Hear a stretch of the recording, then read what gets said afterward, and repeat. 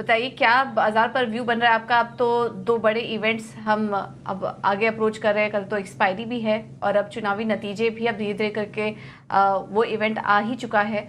तो उस लिहाज से बाजार में भी हम देख रहे हैं कि वॉलेटिलिटी बनी हुई है। ऐसे में कहाँ पर मौके देख रहे हैं आप? और पहले तो आपका जो स्टॉक आपने दिया हुआ है उसके बारे में बताइए, किस तरह का परफॉर्मेंस रहा?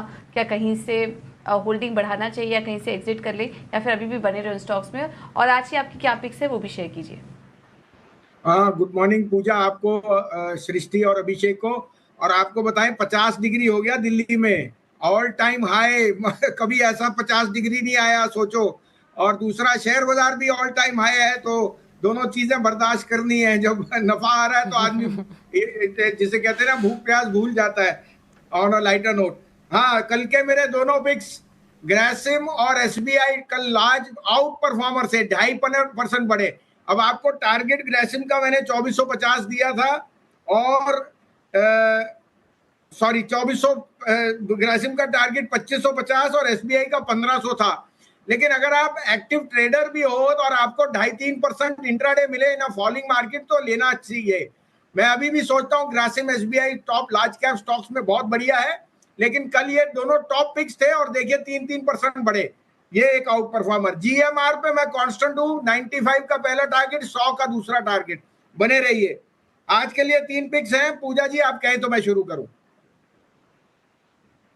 हाँ बिल्कुल, भसीन जी बताइए आज के लिए कौन से स्टॉक्स रहेंगे फोकस में? तो आज टॉप पिक है मेरा मेरा favourite India bull real estate, जहां भी 129-30 में आपको मिल रहा है, फिर लेने का मौका है।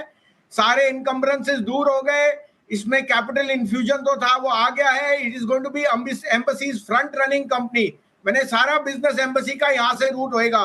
The new name is Equinox. 150 का पहला टारगेट, अगर 150 हिट होता है तो 175, और इस ईयर में 250 का 250 का टारगेट।